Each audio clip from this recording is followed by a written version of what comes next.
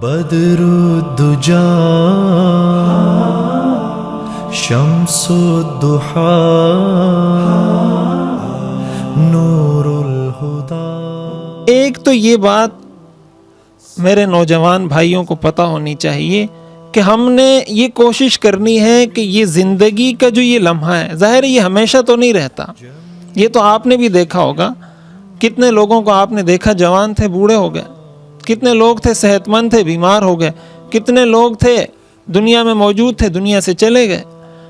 تو یہ ایک زمینی حقیقت ہے، ایک اٹل حقیقت ہے جس کا ہم روز مشاہدہ کرتے ہیں، لیکن ہمیں یقین نہیں آتا کہ یہ جوانی سدا نہیں رہتی۔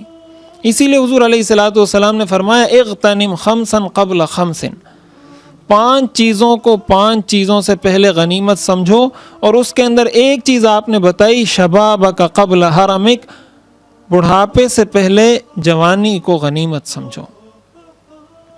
بڑھاپے کی عبادات بھی اللہ کے ہاں قبول ہوتی ہیں، بڑھاپے کے اندر بھی اگر کوئی شخص توبہ کر لیتا ہے اللہ تعالیٰ ان کی توبہ کو قبول کرتے ہیں، اللہ تعالیٰ ان کے گناہوں کو معاف کرتے ہیں، اللہ تعالیٰ ان کے ساتھ محبت کا معاملہ، مغفرت، رحمت کا معاملہ کرتے ہیں۔ لیکن جو مطلوب ہے، مطلوب یہ ہے کہ جوانی کے اندر انسان اللہ کی طرف متوجہ ہو جائے۔ وقت پیری گرگ ظالم میں شود پرہیزگار، در جوانی توبہ کردن شیوہ پیغمبری، جوانی میں توبہ کرنا پیغمبروں کا شیوہ ہے۔ حضرت یوسف علیہ السلام کو جب اس خاتون نے گناہ کی دعوت دی تو آپ اپنی جوانی کے جوبن میں تھے، اور آپ کا حسن ایسا تھا کہ ایسا حسن دنیا میں کسی کو ملا نہیں تھا۔ اس وقت انہوں نے اللہ کی مرضی کے مطابق زندگی گزاری تو اللہ تعالیٰ نے ان کو بعد میں کیا برکتیں اور کیا سعادتیں عطا کی۔ تو ایک نوجوان کی یہ ذمہ داری ہے، ایک مسلم نوجوان کی، کہ وہ جہاں بھی رہے، جس فیلڈ میں، جس شعبے میں بھی رہے، یہ بات اس کے ذہن میں ہونی چاہیے کہ میں ایک مسلمان ہوں۔ آپ اگر دوسری اقوام، دوسری تہذیبوں کے لوگوں کو دیکھیں، وہ جہاں اپنی نجی زندگی، اپنی ذاتی گھریلو زندگی کے لیے وقت ہوتا ہے، ان کے لیے اپنی قوم، اپنے ملک اور اپنی تہذیب کے لیے بھی انہوں نے ایک وقت خاص کیا ہوتا ہے کہ جس میں وہ اپنے ملک کے لیے، اپنی تہذیب کے لیے، اپنے مذہب کے لیے کام کرتے ہیں۔ تو مسلمان کا تو ہر کام ہی عبادت ہے اگر اس کی نیت ٹھیک ہو جائے۔ تو جہاں کہیں رہیں میرے نوجوان بھائیوں، ہمیں بس یہ ہمارے ذہن میں یہ ایک نقطہ ہونا چاہیے کہ میں مسلمان ہوں۔ جب آپ کے ذہن میں ہر وقت یہ بات رہے گی تو کہیں پر آپ ٹھوکر نہیں کھائیں گے، کہیں آپ کو کوئی راہ سے ہٹا نہیں سکے گا۔ اور اگر آپ دنیا ہی کی ہوس کے اندر یوں آگے بڑھتے چلے گئے کہ یہ نقطہ آپ کے ذہن سے نکل گیا تو پھر ہر جگہ ٹھوکر کھانی پڑتی ہے، ہر جگہ انسان بھٹکتا پھرتا ہے، اور دنیا بھی اس کی تباہ ہو جاتی ہے اور آخرت بھی تباہ ہو جاتی ہے۔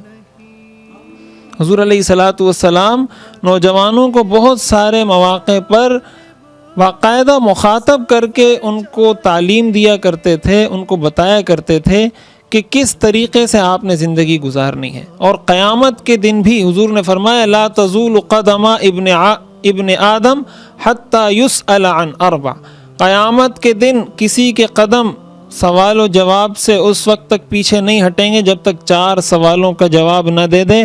اس میں سے ایک سوال یہ ہوگا عن شبابہ فیما ابلاہ، اپنی جوانی کو کہاں صرف کیا تھا؟